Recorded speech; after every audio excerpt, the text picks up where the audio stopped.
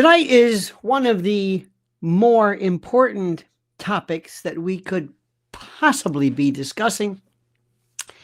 And I want to spend it with you, and I want to explain to you that this is as big as it gets.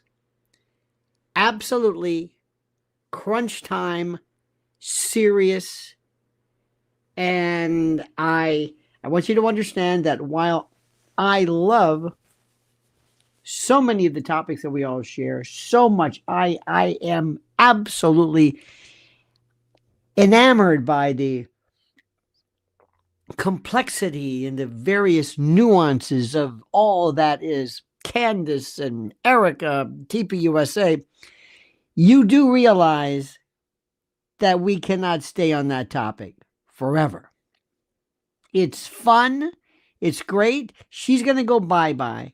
She's going to go bye-bye. I'm starting to see old speeches reviewed, old, instances, which is great, but that's going to go bye-bye. That's not going to be around. The Tyler Robinson's case is going to be the next shift to it, but let me just explain to me. She's going bye-bye. She's run her course. She's run she's run the table. She's run it. There's nothing here. There's nothing anymore to say. There is nothing that she can possibly do. There's nothing here. We have done this a million times. Again, I'm not saying it's not interesting. I love it. It's a guilty pleasure. I find her to be one of the most absolutely phenomenally complicated and insane versions. And I am, for all practical purposes, hooked. I am, dare I say, hooked on this subject, and I find it, and I know you are as well. But I want to just tell you something. I want you to listen very carefully. We're not going to go on forever with this. We're not. It's going to run its course. It's going to run its course. That is, the next shift is going to be Tyler in that particular genre, and then there are other things as well. The other aspect for you to worry about, if you do care, and I would, is that the Republicans are going to lose the midterms.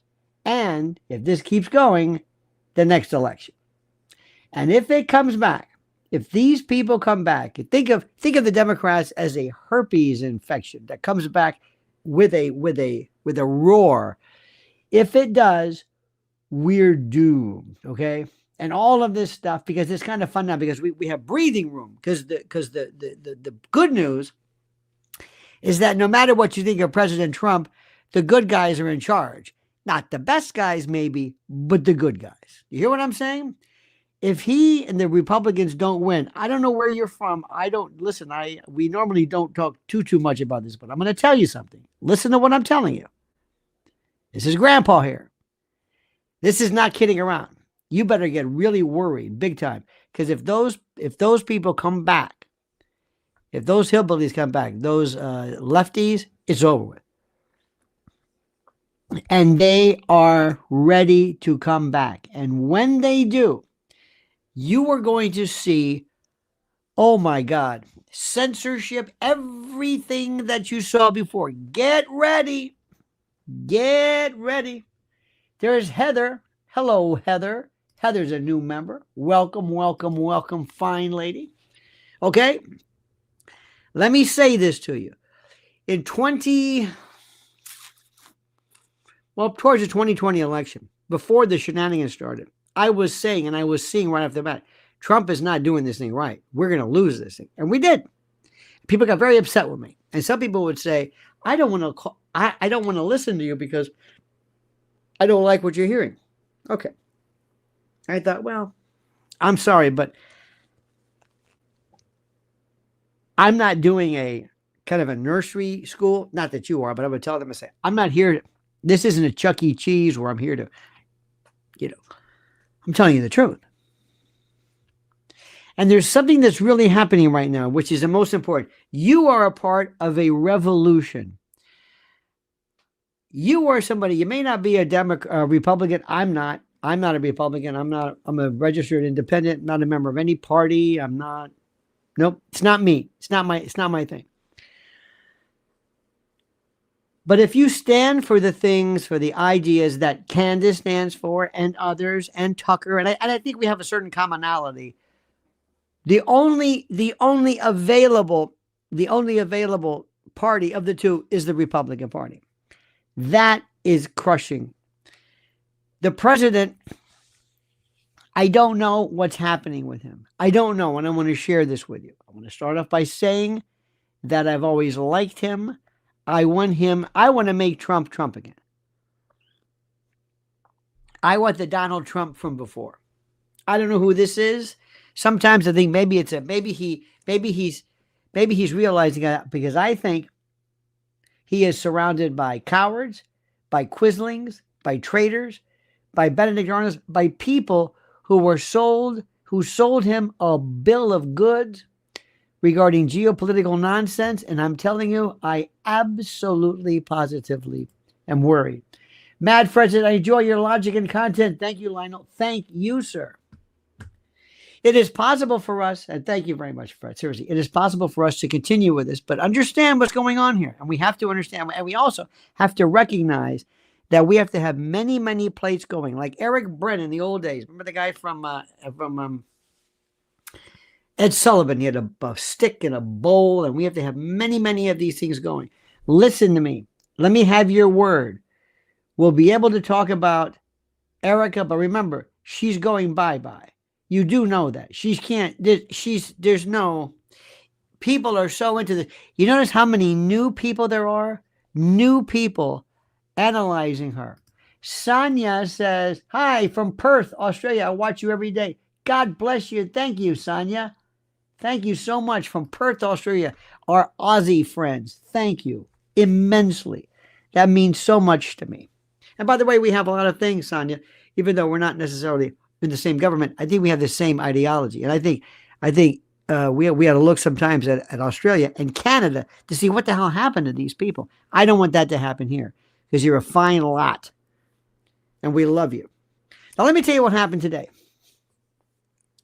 Did you or did you not hear about President Trump's tweet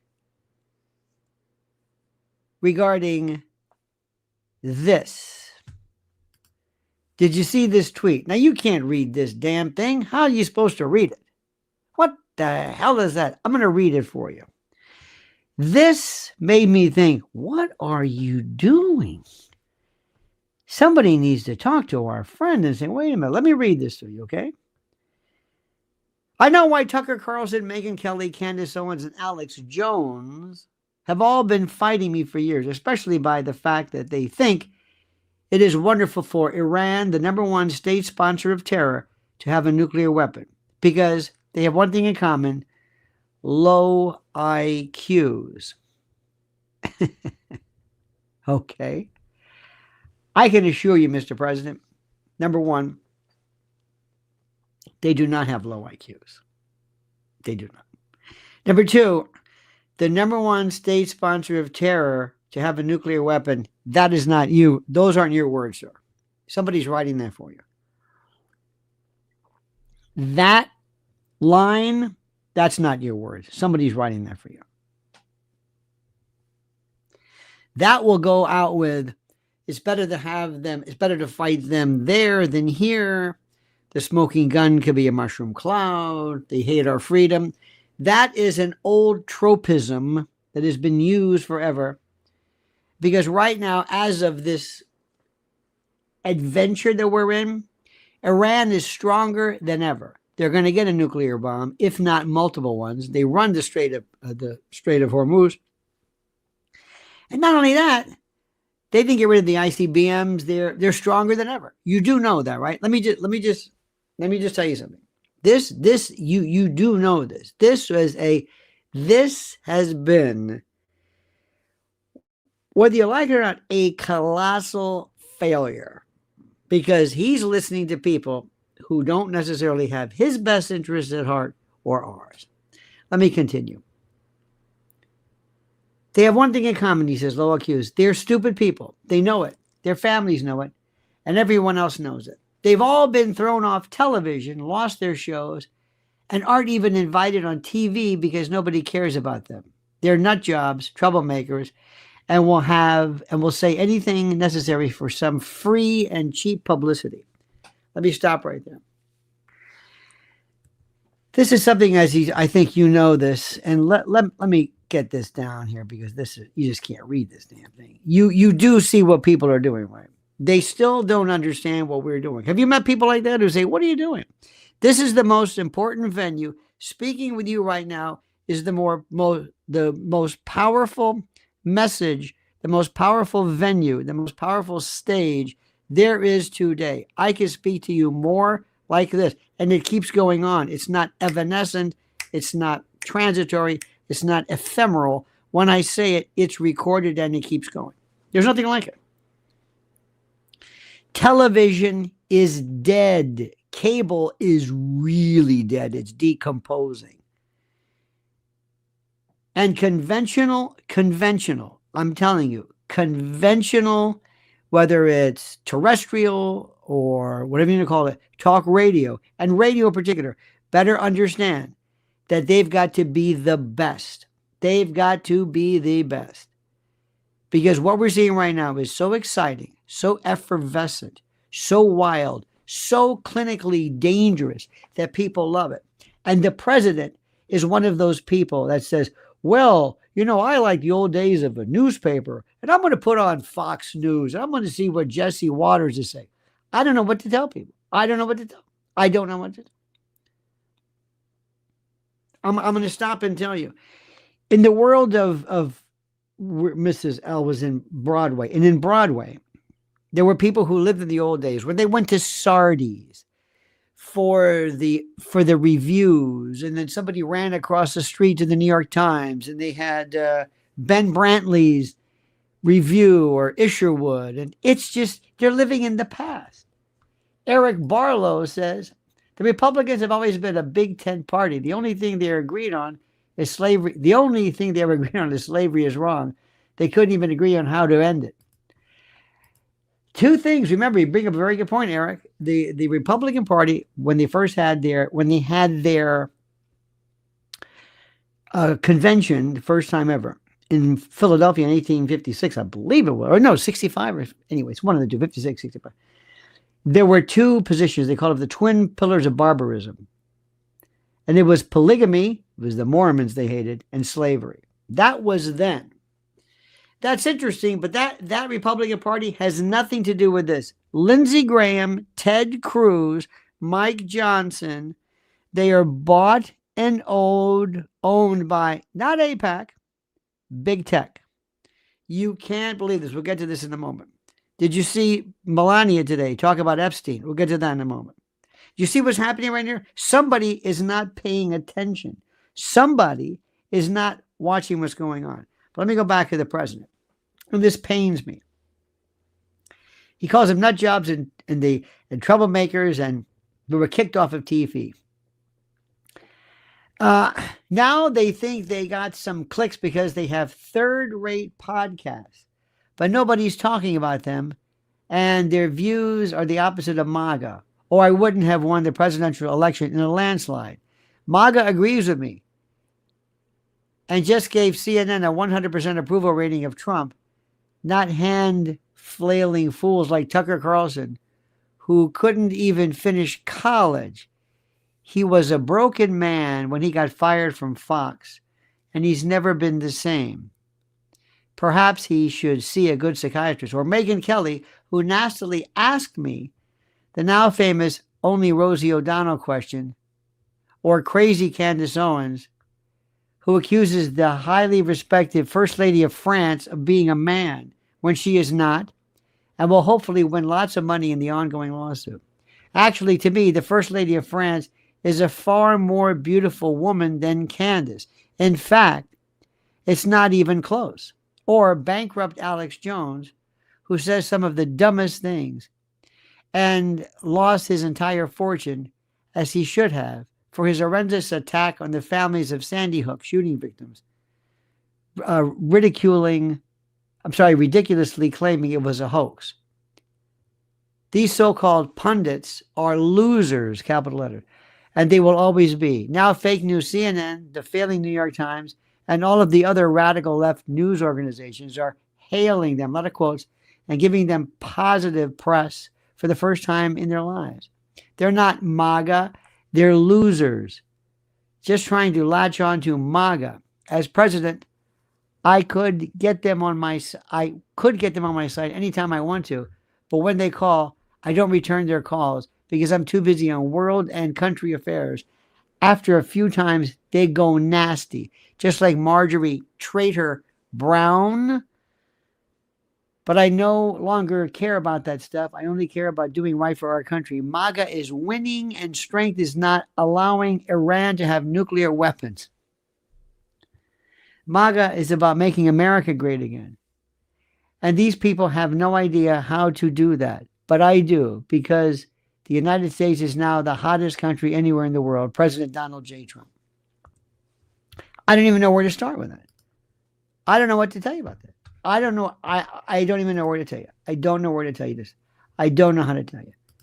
First, whenever something happens, whenever there's a great transition of either popularity or platform of anything, whether it's radio or AM, FM, albums, music, the first thing they do is they say, this is ridiculous, this is nothing, this is old, this is dumb, this is stupid, this is, this is,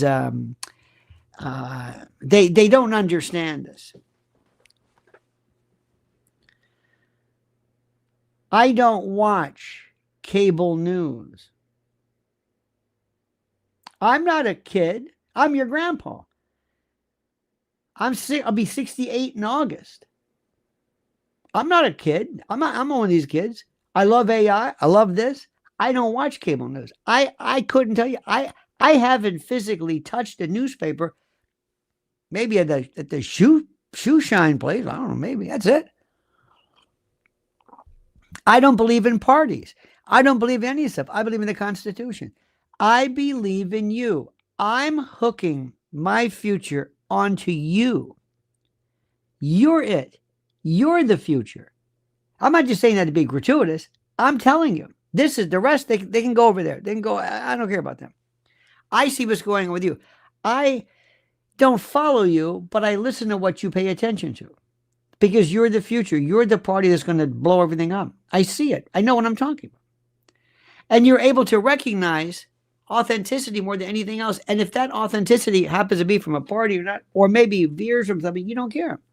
You want honesty, you want consistency, and you want truth. And you do not necessarily go along with things just because you don't believe in bullshit. And the biggest bullshit trope they have been throwing around since I can remember is the Iran story. And nobody buys it. I mean, nobody buys it. I mean, listen, with all due respect, it has nothing to do with any country. I don't buy it. You don't buy it. I don't like these people. Do you trust them? Of course not. Does anybody here want to really go to war with them? Why? You don't want to do that. We don't have enough time. We don't have enough money for this. And by the way, I'm not a peacenik. I'm not one of these people. No. What is happening is unbelievable. Iran is calling the shots. They're saying that when that airman or air personnel was rescued, thank God, that it was a botched plan to seize uranium, which you're thinking, what? They're telling them the 10-point plan, that Iran said, Trump said, okay, I'll go along with it. Iran saying, we don't want to deal with it. We're not doing it. We're done. They've got these people out to be some kind of a 14th century lunatics with funny hats. Are you kidding me? What? We have enough problems. Why are we doing this? What is going on here? I don't understand it. The Strait of Hormuz is open, and guess who's making money? Iran, for the first time. They're like charging a cover charge. What? How did you do that? They're more powerful now. They're going to have all of their sanctions lifted. It is, I mean, and this isn't anti-American or anti-Trump. It's the truth. Why did you do this? Why? The president has been sold a bill of goods. And he knows it. He knows it. Look at Pam Bondi. Look at this. Look at Christy Noem. Tell me the best one. Scott Bessent, I think, is pretty good, but the rest of these people, nobody knows what they're doing. Uh-oh, here's Texas girl. Texas barbecue. Sorry. Texas Beach Girl says, I have been dying to know how old you are. I am 64 and knew I had to be close. With age comes wisdom, except Trump. He seems a little unhinged. I pray for him daily. I know. It's one of those things. Yep. I'm from the same year. I'm from 58. And our year was Alec Baldwin. Well, a bad one. Michael Jackson, Prince. Who else is there? Madonna. That was the 58 class. Oh, yeah. And as you get into this thing, wisdom and all that, I'd like to think so, but that's not necessarily so. I'll tell you what I think it is. What I think it is more, and it may seem like the same thing to you, but it's not. It's judgment. Because we see things differently. I'm a little bit more like, okay, a little calmer. Don't get upset. Don't get upset. I've seen a lot of this stuff. Bottom line is simply this. Candace Owens is the most powerful person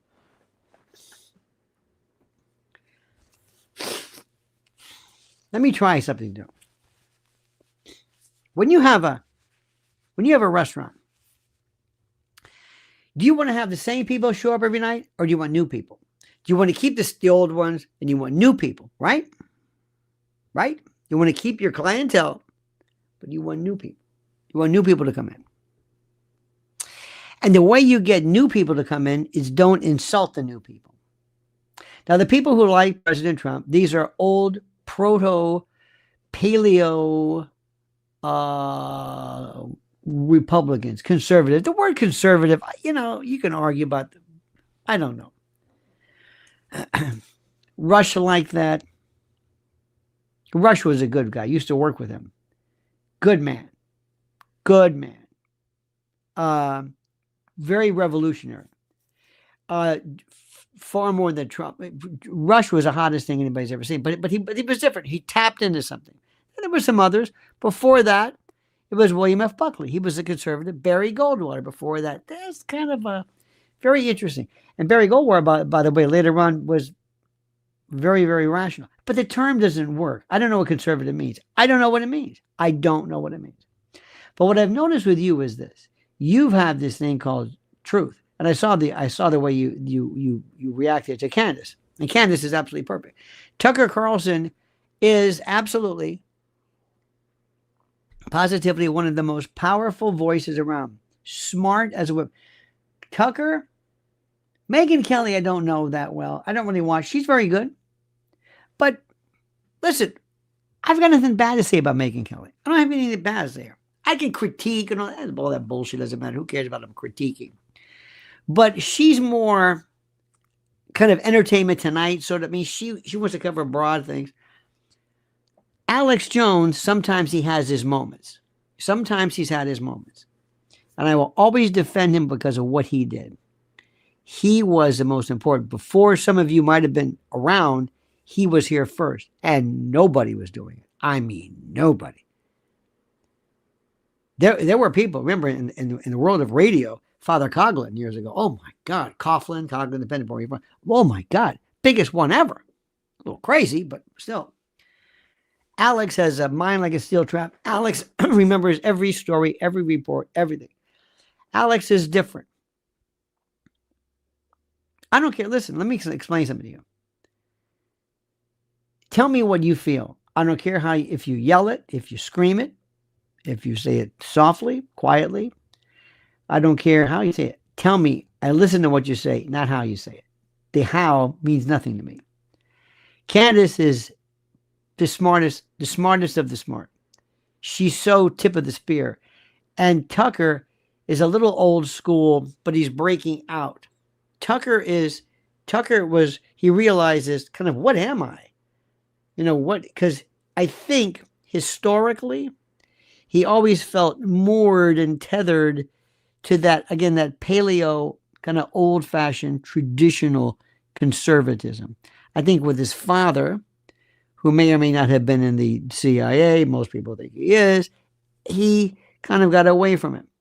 And Tucker was at Fox, and he was trying to get away from this, the way he would talk about Orban from Hungary. And he saw people that others have been specifically said, oh, he's a communist. He said, no, he's not. See, Tucker's more my speed. Tucker realizes, wait a minute, this is a different story. If you can take Tucker and Candace combined with Alex in terms of how he sees things, I'm telling you, this is a brand new world. Brand new world. I did an interview, and somebody was saying, why do you think that, you've heard about all these scientists, right? 9 atomic scientists, 9 atomic and military scientists, either missing, dispatched or whatever, and nobody seems to care at all about it. Nobody's asking a question. Nobody's asking a question. They're all the same person. They all happen to be from the same type of, I guess I don't know what you would call it, but the same type of industry, and nobody cares about it. Nobody's even asking the first question about it. And it blows my mind. How do you think that is? They haven't noticed anything. Why? Because we notice things. See, we're the first person they come to because they think we're crazy. They think we're crazy because we're saying, wait a minute, there's a connection there. Here in New York City, yesterday, or maybe yesterday or the day before, I don't know, there's a fellow named Rex Heuermann. He is a serial killer who pled guilty. They'll do 3 consecutive life terms without the possibility of parole. And they picked him out and got him through DNA. He secured sex workers, and they found out where he was, and they found a piece of crust from a pizza he was eating. He discarded it. They took the pizza, took the DNA, found it, and anyway, but they did it by a series of hunches and connections. Okay. So later on, interestingly enough, they found out that, this is important, they found out that he was absolutely right and he was connected. Now, these same people don't notice that all of these folks, all of these people who happen to be, they're going to be, you've heard people say Epstein, they're going to be Guthrie, Nancy Guthrie. Nobody's looking for her. Nobody's looking at these people. Okay, why am I bringing this up? Let me tell you why. Because you would join me and say, there's something to this. There's something to this. You're not crazy. You're not some conspiracy theorist. You're saying, no, let's investigate this. There might be, could be, may very well be a connection to all of these folks. And we have to get to the bottom of this. The other side doesn't even care about it. The other side doesn't even care. You're willing to say, no. My instinct says, I think we should pursue this. Let's be a detective. Let's be a detective. Let's do this. It's these are the same people who during periods of pandemic never said, I think we're noticing a trend here. You saw a trend. Brasileira mia, Colomba di Pasqua, thank you. 8-work event, can't listen now, we'll listen later. Well, thank you. Well, you know what, you should turn it up at the event. You should say, hey, everybody listen to this. Obrigado, thank you. So my friends, this is something which is so interesting. So what are we looking at? We're looking at all kinds of stuff. How many here believe, seriously, how many of you believe that Iran poses an existential threat to the United States? Please, take your time. How many do? Go ahead, take your time. Take your time. How many of you believe this? How many? How many believe? 1 for yes, 2 for no. That's our usual way of doing it. Who believes that Iran poses an existential threat?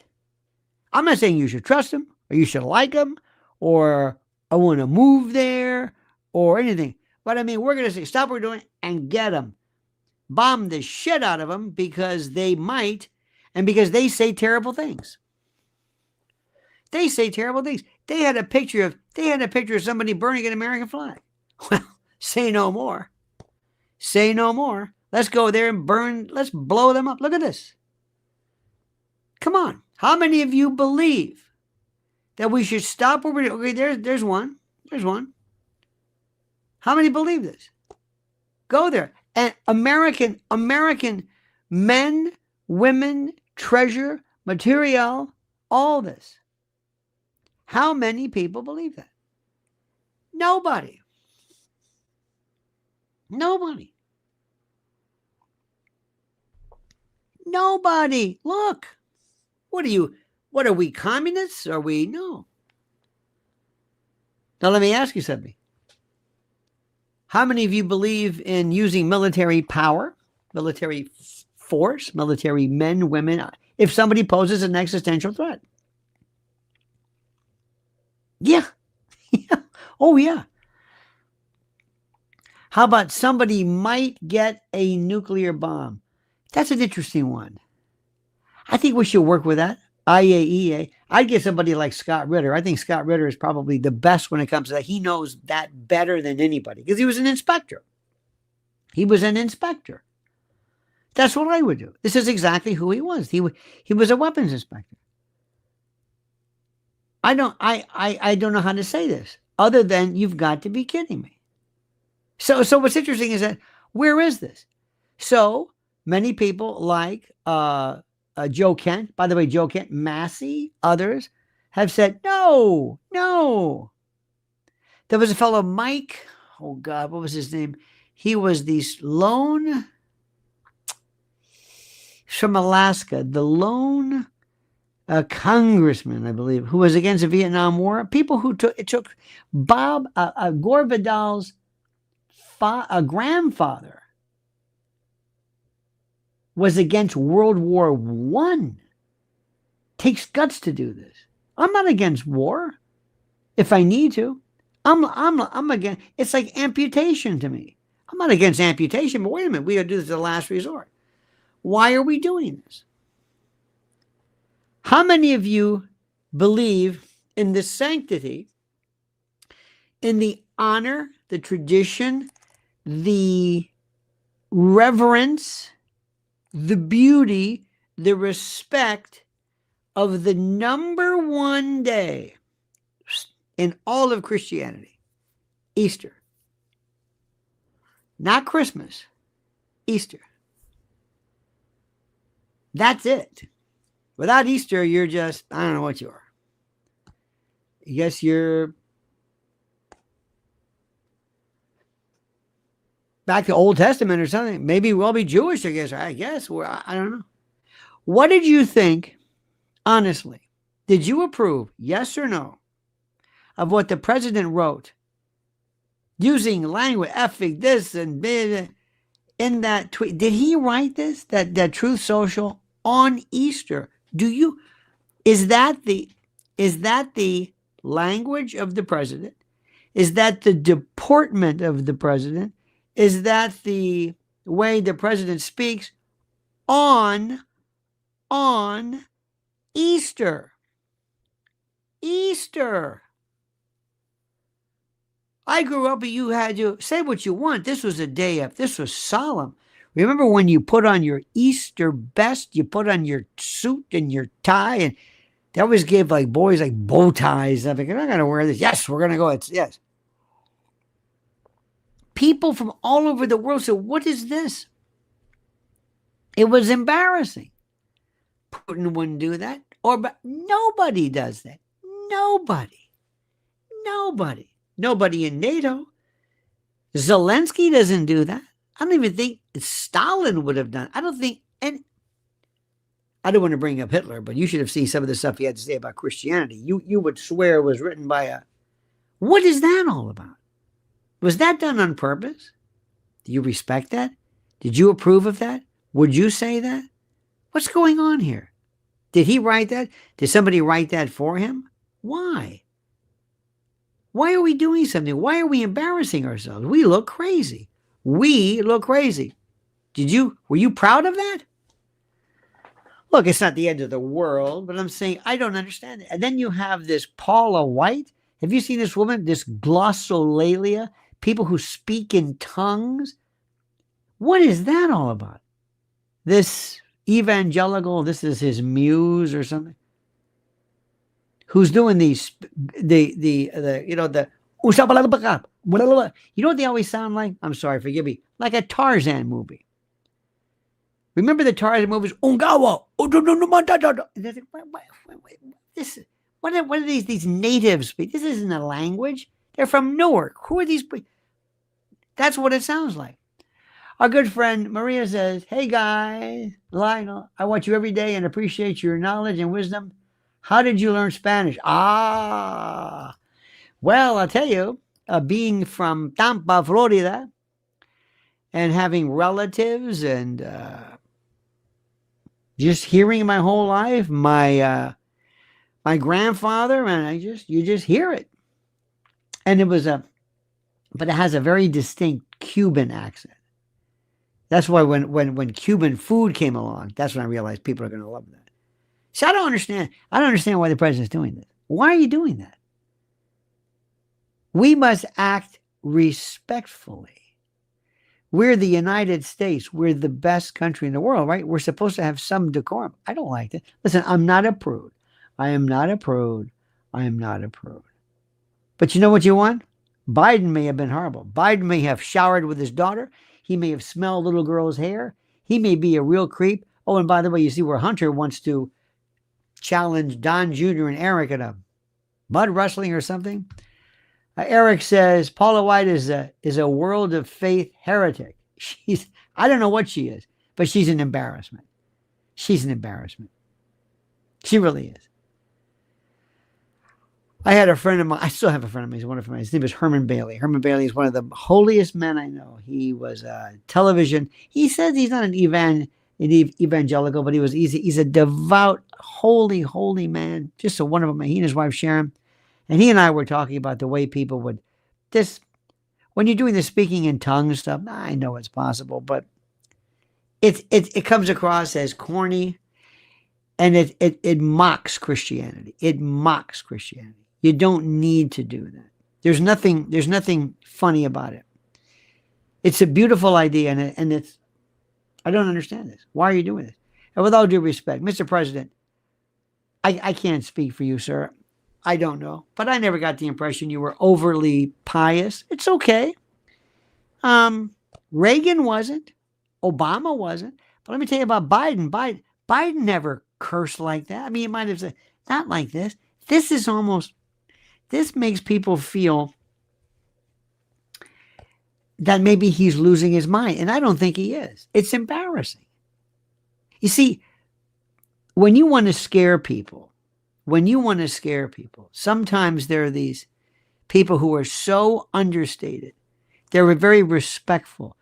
Xi Jinping, I think, scares the hell out. Doesn't say anything. He has that one face. It's perpetually plastered, that face of his. And he is of, I don't know what the word is. He just has this thing. I don't respect that. Now, the next one we had, did you see the First Lady, Melania? Melania Trump showed up and she said, I have not been a part of Epstein. I said, wait a minute. Did you see this? How many saw this? Yes or no?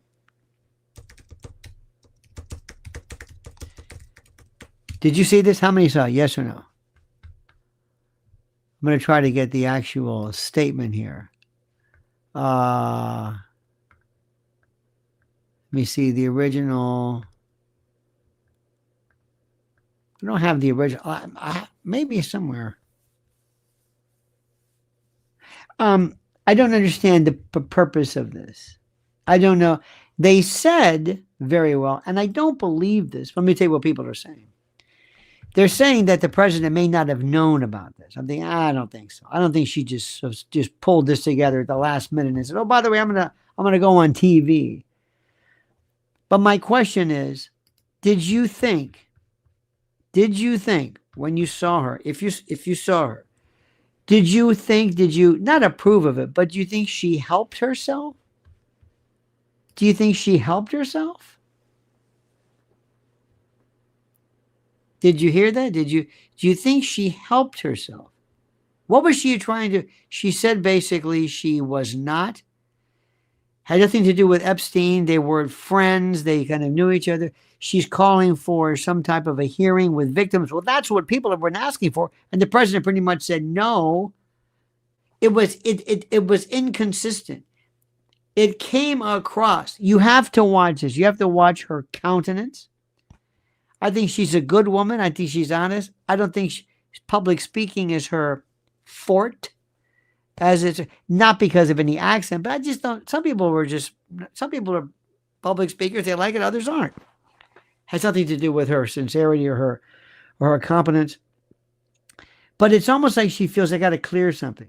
And I almost want to say to you, Madam First Lady, don't bring this up. Nobody's talking about this. You're now going to open a can of worms where people are going to think that maybe you're worried about something when in fact you're not. Don't even bring up Epstein at all. In fact, make sure that what you say comports and complies with what your husband has suggested during his course. Does that make any sense? It's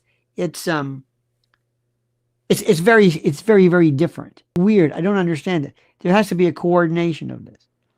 Mr. President, you have got to get out of Iran, come back home when you're here, but have your mind here and focus on what you have to do to maintain it, to help, because you're the leader of the Republican Party, to make sure we don't lose to the Democrats in midterms.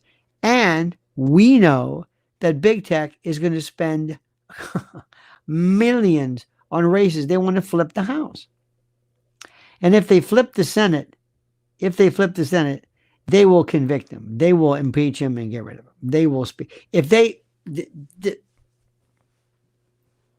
Now, in the meantime, you see a very confused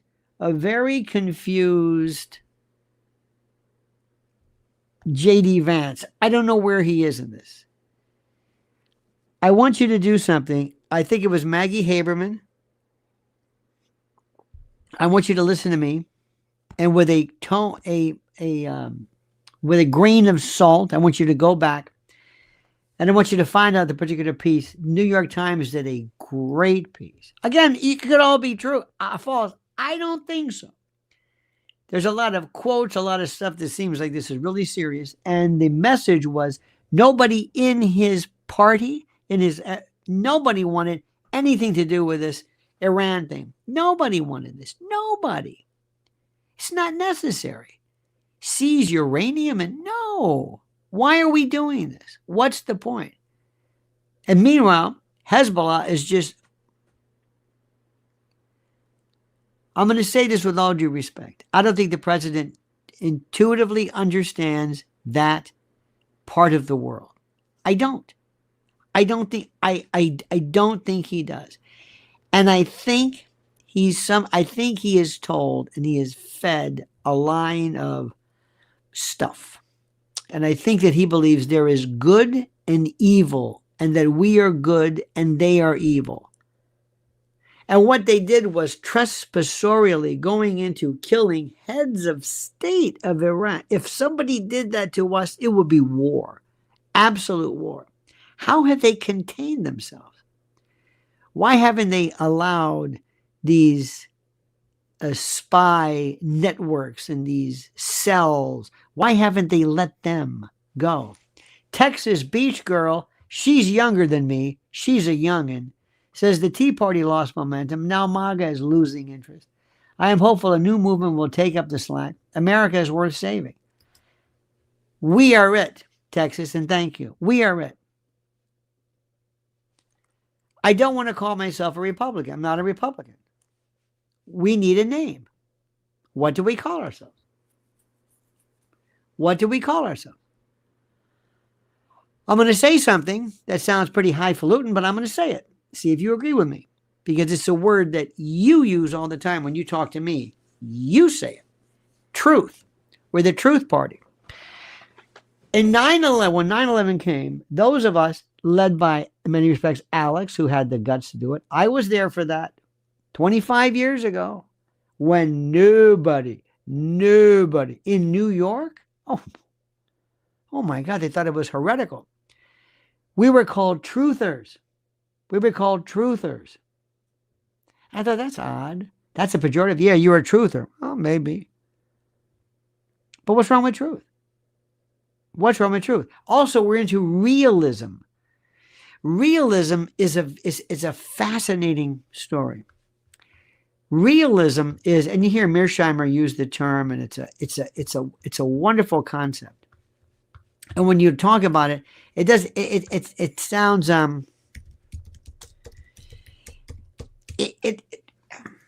well, let me explain to you. Realism is the approach. I want the political. I think it's almost like real. You've heard of realpolitik, that same thing. Political realism is defined as an approach to politics and international relations, IR, that focuses on power, national interest, and practical outcomes rather than ideals or moral aspirations. Is what the reality is. At its core, realism assumes that states act and people act primarily to survive and protect their own interests in a competitive world. That's why people do it. Alliances and diplomacy and even conflict are viewed through the lens of strategy, not sentiment. We don't care about who's right or wrong. We look at it very sterilely, if you will. Moral arguments may be used publicly, but to realists, decisions are decided by security, influence, and advantage. In foreign policy, political realism often means prioritizing strength, deterrence, and stability over spreading values or engage in ideologic nation building. We don't do that. It is skeptical of rhetoric and looks instead at who benefits, cui bono, cui prodest, and who holds power and what the consequences are. It's a very, very, very simple thing. If you've ever talked to children, if you've ever talked to whatever, you know this. It comes down to very simply this. War is amputation. When you go to a doctor, the doctor knows, yeah, I know there's amputation. I know. But we don't do it. But yes, there is that. If you have varicose veins, we don't amputate. We don't care about that. We don't do this. But yes, it's there. It's the last thing. In realism, we learn. That's the judgment part. Judgment comes from experience. We've learned from this. Number two, we don't let people draw us into a fight that we have nothing to do with. Nothing. We might say, hey, listen, we'll kind of help you out. We wish you the best.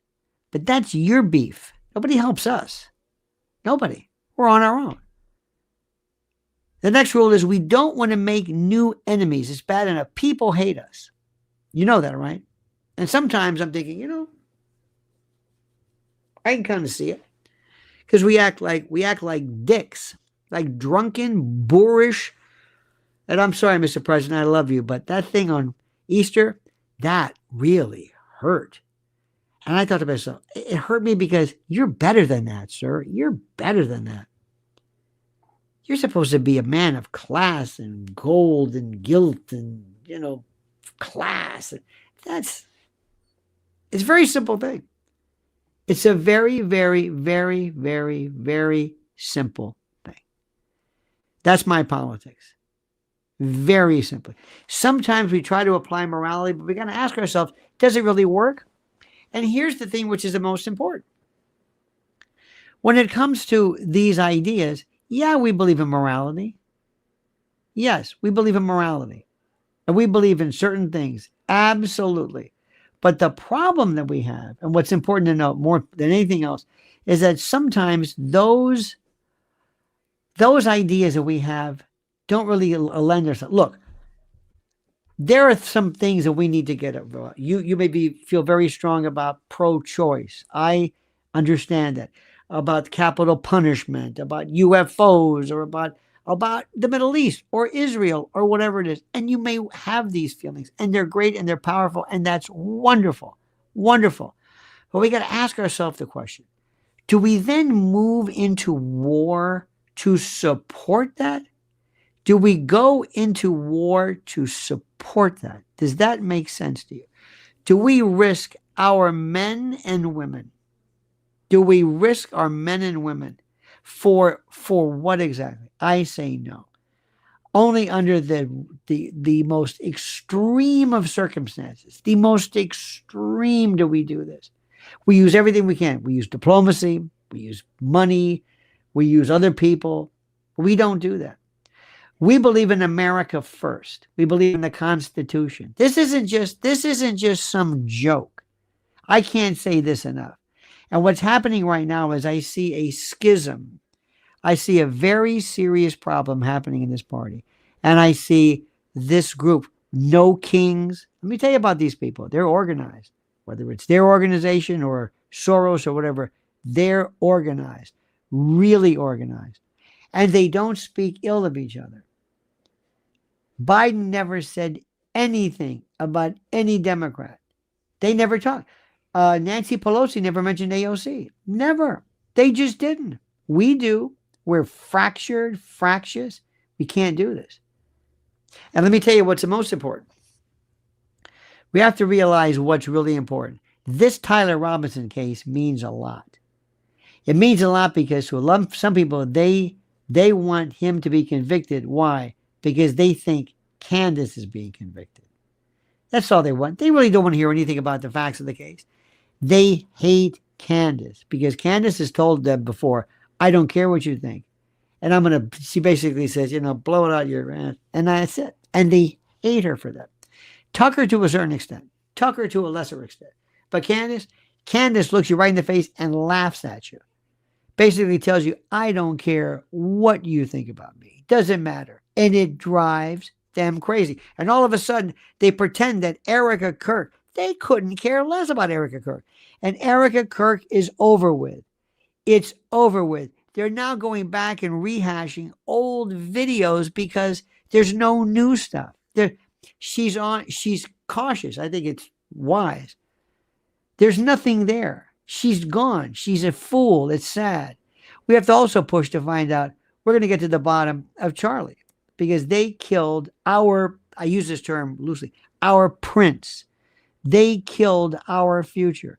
They killed somebody, and we're not going to let him die in vain. And if she doesn't want to get to the bottom of it, we'll get to the bottom of it. And we will have independent grand juries, independent people with Barron and with Candace and others, people who are collating and putting together the best stuff available. And we will conduct the narrative. And we will say, for posterity, this is what happened. Because the courts aren't going to do it. We'll do it. We'll do it. And we want to tell people, let me tell you what the bottom line is. I want people to say, don't ever do it to these people again. Remember Tyler Robinson? Oh, yeah. That's it. Not remember Charlie Kirk, but remember Tyler? Remember that one? Remember how we tried to railroad this guy and they said no. So that's where we are today. And I want you to think about this, and I want you to focus on this. And I want you to remember and think about this. We are the most powerful people in the world. This is it. We are new. We are revolutionary. We are from another planet. And we do not have any predecessors. We're it. We're not TV. We're not newspaper. We're not any of that stuff. We are truthers, real truth people. And we are the scariest things. And the president, sir, we believed in you. Stop this. Disabuse yourself, denude yourself, detach yourself from these quislings and these traitors in your employ. And remember the people that brought you to the dance. We're the ones. Okay, you got that? My friends, I thank you. I thank you. I mean it. You are the greatest. We will talk to you later. Talk to you very, very quickly. For your kindness, I thank you. Thank you for your kindness, for the super chats and the like. You're beautiful. Please follow my wife, Lynn's Warriors, on YouTube. Watch what I've got. I've got a video today I did with the great Natalie Morris from Redacted. Check that one out. It's a beaut. And until we meet each other again, my friends, remember, please like this video. And remember, the monkey's dead. Show's over, sue ya. Ta-ta.